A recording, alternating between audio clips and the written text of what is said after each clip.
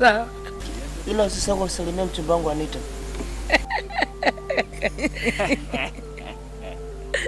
Ana mchumba wake. Sawa. Ai mama ye mama yoyo, mama yoyo. Ai mama ye mama yoyo. Unaweza ukaenda motoni. Kila la heri.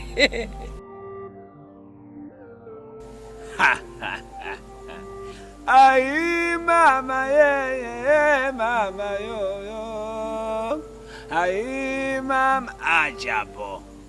Mama yoyo. Ai mama ye mama yoyo. Ai mama ye mama yoyo. Ai mama ye mama yoyo.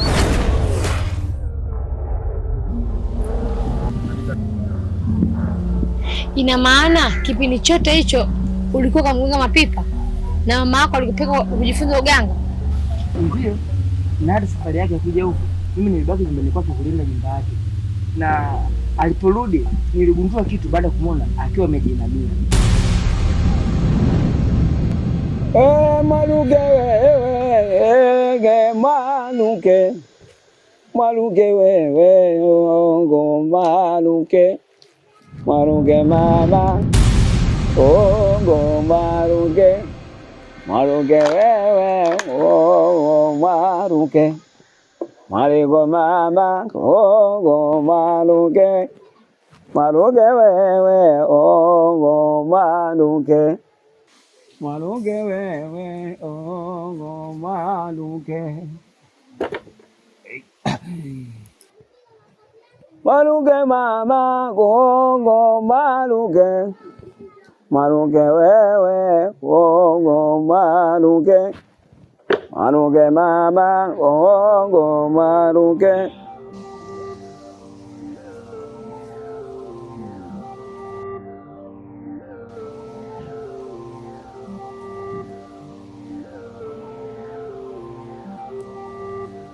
Vipi mganga mapipa?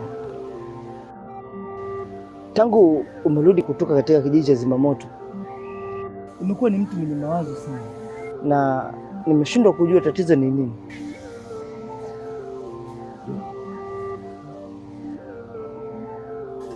Ni kweli nina mawazo, kwa sababu kuna kitu kinaniumiza sana na kinaniumiza sana. Ni kitu gani kwa mganga mapipa?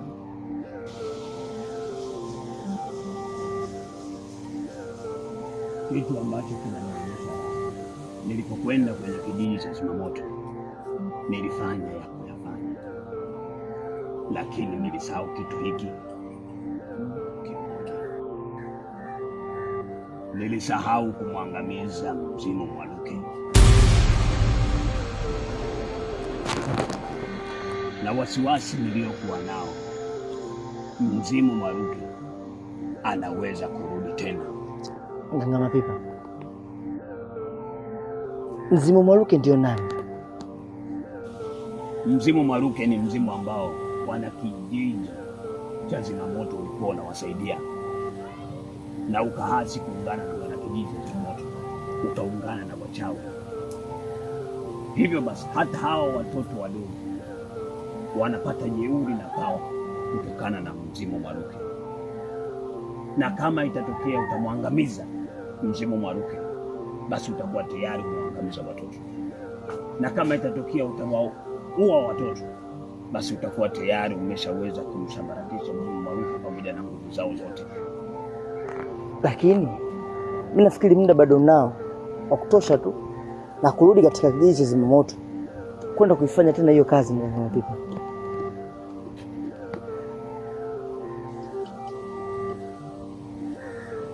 nimechelewa Lima, nimechelewa. Kazi hiyo ilibidi niifanye siku ambayo tulipochinja kuku na kinapita.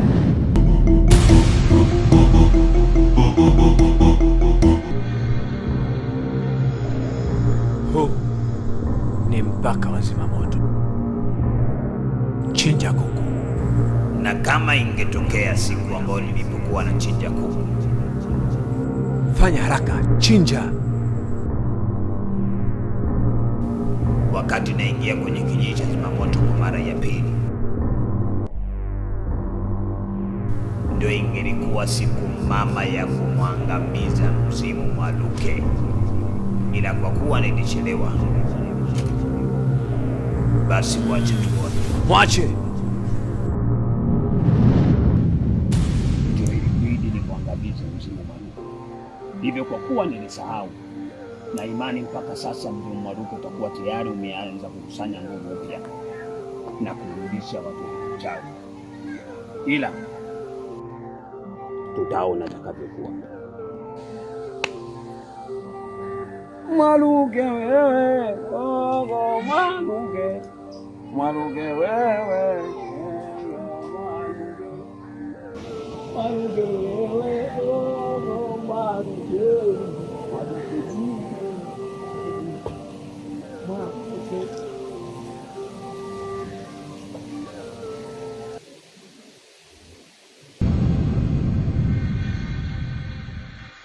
Na kutoka hapo ndio nikajua kuwa mzimu Mwaluke hakudhibitiwa. Kama ni hivyo, huu sasa ni mtihani, ila nashukuru kunieleza ukweli. Ila kwa maelezo niliyopata kwa mama, kwa huu mzimu umebadilika na kuungana na wachawi na si kusaidia kijiji kama mwanzo.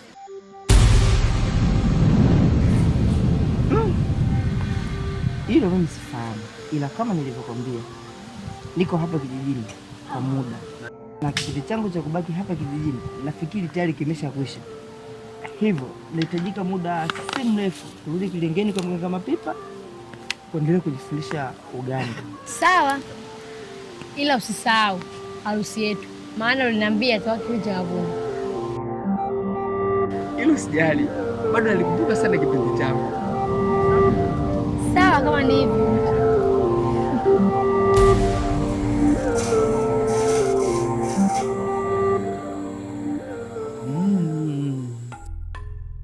Kitenda mabaya malipo yake kwa Mungu.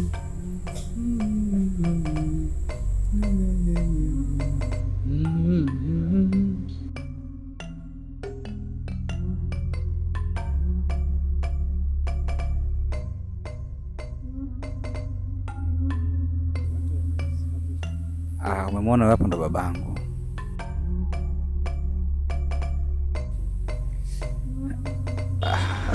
Baba. Nasiri mwanangu, ndio wewe? Shikamoo.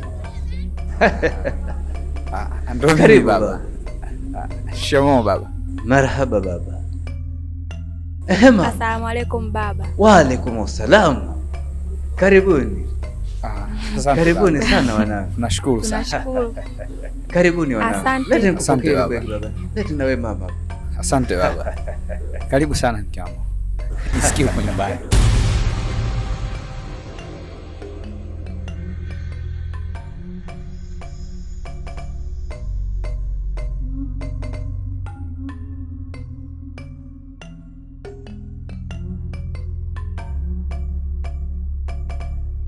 Ahem mwanangu Ahmed. Za masiku baba.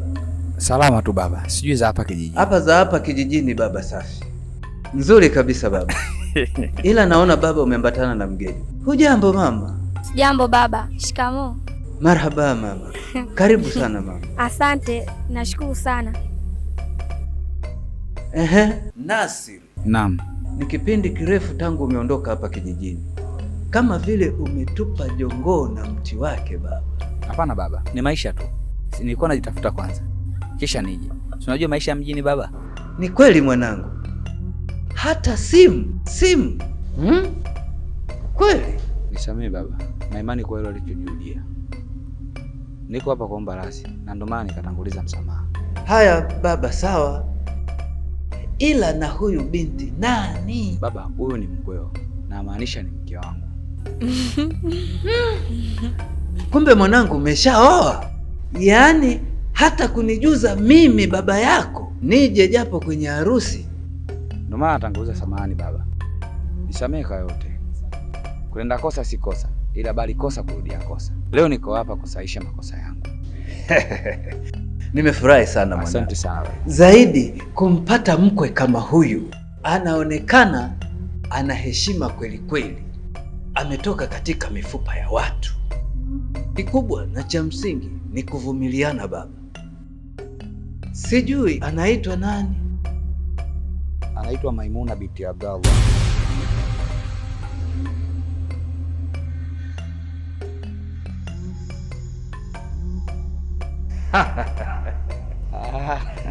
Nimefurahi sana. Nimefurahi sana. Karibuni sana. Ila sasa baba, wacha niingie ndani nikawaletee japo chochote kitu. Hapana baba. Sisi kipindi tunakuja, tulifika bandarini pale. Tulipitia sehemu tukapata tafutani. Kwa hiyo kweli baba. Vizuri. Kweli mme wangu. Tutakula baadaye, si ndio mke wangu Na baba tangia nifike ni muda mrefu lakini sijamuona ndugu yangu salama. Yupo baba. Ila sasa hivi amekuwa ni kipande cha mama. Amekwenda kwa rafiki yake Maia na amesema kesho atakuwa karudi. Sawa baba. Sasa baba, mimi nasema tuingie ndani mkapumzike. Nyanyuka mke wangu. Jisikie mko nyumbani. Hiki chuma hiki. Karibu. Nimekizoea tangia mdogo bwana. Mzee hatari. Twende bwana. Karibu, hapa ndo nyumbani kwetu.